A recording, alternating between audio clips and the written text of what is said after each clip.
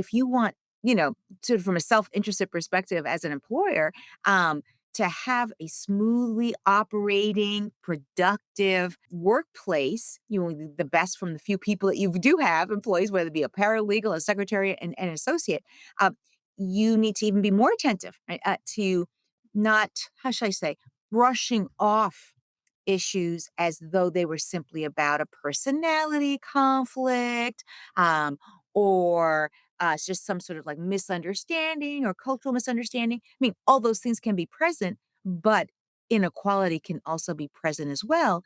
And so it's important to have, how we say, guardrails, right, for both detecting it and addressing it so that, you know, our employees don't feel like the only recourse is to file, you know, a lawsuit. Yeah. And I hope I ask this next question somewhat artfully because, but here goes. Sometimes when we're small and so it's a small group of people, we might disguise is maybe, I don't know, or think, well, I'm hiring for a cultural fit.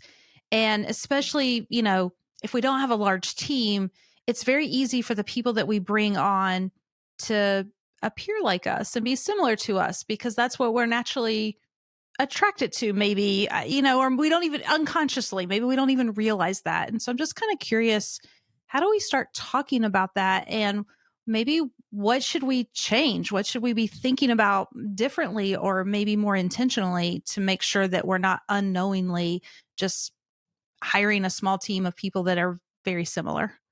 Well, you know, here's where I think it's important to keep in mind that while this may feel sort of like just a very intuitive kind of topic, you know, that good people should have good attitudes and all goodness will follow from that, that it's important to remember that this is a area of scholarly inquiry and research, meaning that there's research about this that can be very helpful. So let me give you an example that can help in many respects sort of intervene into the reliance on, oh, this person seems like someone I already know, or they remind me of my college roommate, or so on and so forth. Rather than just operating within our known networks and that comfort level, what we cheat ourselves of as far as the talent pool, and also how we may disadvantage ourselves with that reliance. So let me give you an example that kind of brings that to light.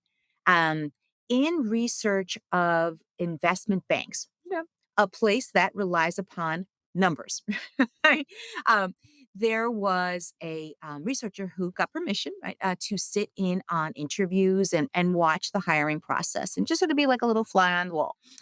And what this researcher observed time and time again is that when it was a male, typically white male applicant, the math test that would be administered was sometimes not administered at all. It was viewed as sort of, oh, we don't need Joe to take this test. We know he's a good guy. And if it was, administered, if Joe did not do so well, there was always an explanation for it. Oh, he had a bad day. Oh, he was distracted. Oh, there was noise. Right? It was always not about him. It Mhm. was about some external circumstances. In contrast, when women of all colors and men of color were applicants, those math tests were religiously, right, administered, right, and any slight deviation on like whatever was a perfect score was taken as sort of an indictment on the potential of that applicant. So what does this mean? Right, this means that the hiring process was could potentially be letting in lots of folks who really weren't qualified. I mean, yes, you might have a comfort, but you don't know if that person really good at 2 and 2, and you were also denying yourself, right, the extraordinary potential of other people who, while maybe it would take an extra second or two to kind of get to know them and understand sort of where they were coming from, they would bring, right, this wealth, right, of skill set, right, that you're depriving yourself of.